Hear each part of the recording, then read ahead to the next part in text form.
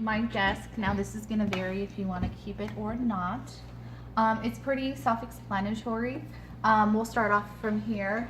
In this little filing that I have here, I keep whatever slips, those orange things, that I'm working with up here.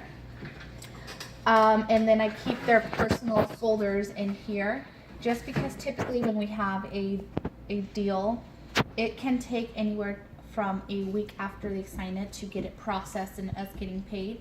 So once we've hit that mark, I take this and I transfer it back to the filing cabinet. So one important thing that I keep up here in this green folder is all the ROSs and 262s. I keep also envelopes that I've already pre-made with their address up here as well, just so once it's done, I have that ready and it's good to go. In here, I keep the ROS that's been fully filled out. I put the lien holder information on here. I take the 262 and then I take the title. Typically, if it's a repossessed vehicle, it'll say it somewhere here or on the back. It'll be either stamped or written on. And then it'll be attached to the certificate of repossession. This always has to be included with this if it's a repo. If it's not, then see, this is another example of it having a repo. Same paperwork written on there has to be included. It's very important to have these little stickers telling the registration lady where it's from. I have extra ones printed out in here for all the banks that we typically use. If you need to print out more, all you have to do is go on the little magnifying glass, click lien holder information, and it should open up on Windows. Print that out and you'll be good to go. So I keep this up here. Typically, if I have 3 cars that have already been funded and they're ready to go, I just hand it to Steve and then he'll go register the vehicle and get that over with. You want to be careful not to let this get heavy, because if you don't get the car registered within, honestly, a week, there's a fee that's tied behind it. So to avoid that, just stay on top of that. Kind of check it weekly to see how everything's going, and if you're missing titles, you can see, okay, we're missing the title on this car, where is it, and then start the process of finding that. In this folder, what I have is all the information to our reps. I have all their numbers here. Of course, this is going to change every so often when people leave and people are added, so you'll probably have to keep up on this. And then along with this is their seller's ID, and along with how much you charge them for their monthly. As you can see, it's not the same, so you kind of could use this as a reference just to make it a little easier, and you can still add some more so you don't have to keep writing those over and over. In here, I also have this spreadsheet that I made. This is the master copy. You can use this to make more. This is just to keep track of how much has been spent on a vehicle. We would write down what was done to it, the cost of it, so at the end we know exactly how much the seller owes us, or the rep owes us, depending on how that goes. So I just keep extra ones in here.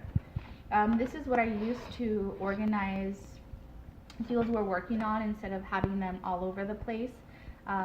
You can organize it the way you are, but I typically leave the ones that didn't answer here, the ones that we're working on here, and then what I use sent to lender where they may stand. So I use that.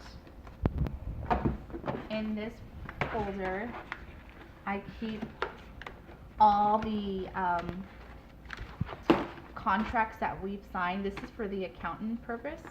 I always print out the second page of each contract for the accountant, so that way she can go off this and not have to ask you a lot of questions that you might not be able to answer. And I include the car, the person who bought it, and the day we sold it. You always want to print one out and just put it in here in the first slip. After that, once it's done and over with, you'll just rotate it towards the back and work your way forward. And at the end of the year, you just kind of get rid of them. I also keep this green pages in here right behind it, so that way we can go back and refer to them if we need to. And that's a whole nother thing on how to fill out those green pages. In here, now this is just basically where I keep all Steve's receipts and important documents. Now I organize this by month, so whatever month it is, I just kind of go in the tabs and put it there. This is for his expenses and tax purposes. That's strictly for him. Any receipts from vehicles actually go in the orange slips. In here, I have basically any documents related to our banks or lenders that we work with. I have this slip right here, which is where I put any documents that are requested from a bank. Sometimes we'll have lenders that are requesting a paper. I just leave it in there. When they come pick it up, then they'll be empty. I keep the green book up here. This is where we put all the information of cars we sold, tax, license, registration, cost, and the profit. I just leave it up here because if anybody needs to see it, it's right there.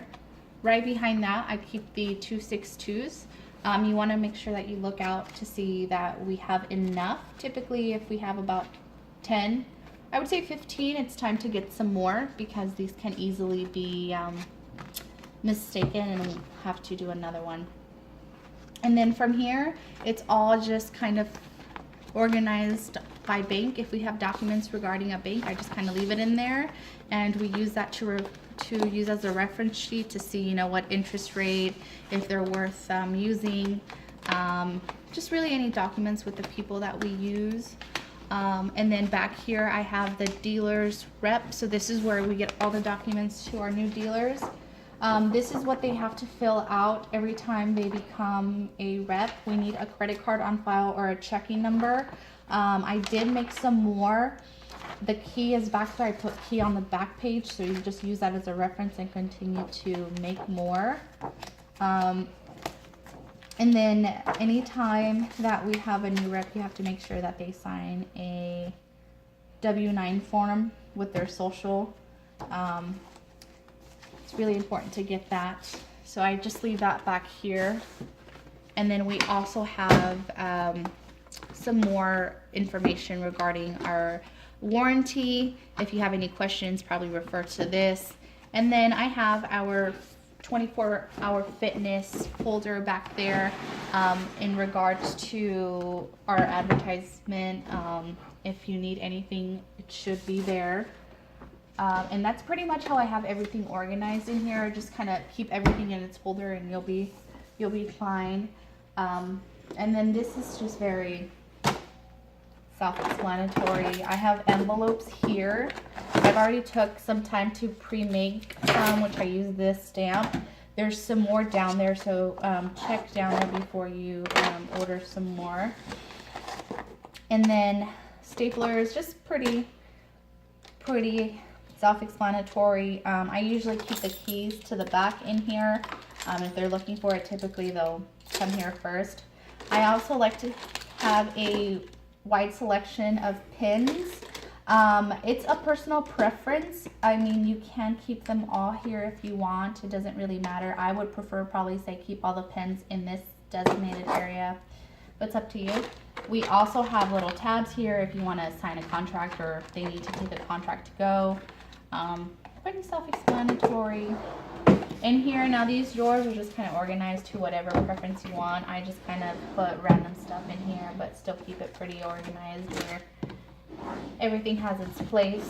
I always like to keep extra paper down here so I don't have to walk all the way to the back. And there's a clipboard just in case they want it. Down here is where I have all the FedEx envelopes. So anytime we need to FedEx a contract to a buyer, we have them here. And I also have the orange slips for new vehicles. That's pretty much my front desk up here.